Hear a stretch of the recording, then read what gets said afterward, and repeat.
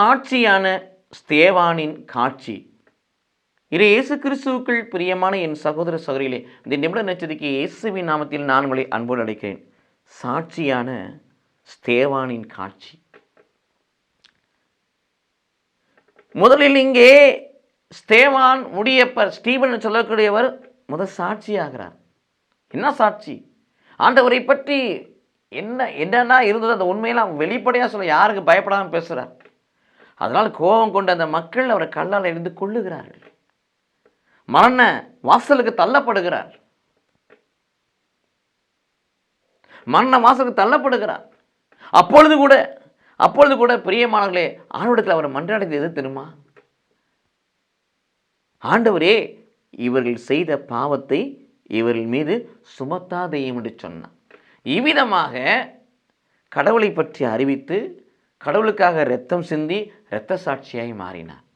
இங்கே ஸ்தேவான் ஒரு சாட்சியாக மாறுகிறார். இந்த சாட்சிக்கு தான் கடவுள் அவரை மகிழ்ப்படுத்தும் விதமாக ஒரு காட்சியை கொடுக்கிறார். அந்த மரண தருவாயில் இருக்கின்ற பொழுது பிரியமானவர்களே, அவர் கண்கள் திறக்கப்பட்டு வானம் திறந்திருப்பதையும் தந்தை அமர்ந்திருப்பதையும் இயேசு கிறிஸ்து அவர் அருகே வலது பக்கத்தில் இருப்பதை நான் காண்கிறேன் என்று சொன்னார். சாட்சியாய் வாழ்ந்த ஸ்தேவானுக்கு கடவுள் பரிசாக கொடுத்த காட்சி.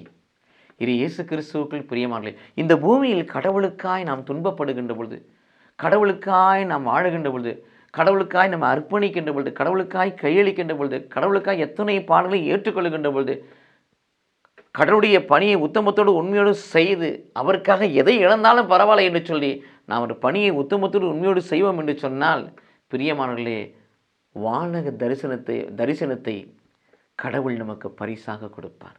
நம்முடைய கண்கள் திறக்கப்படும்.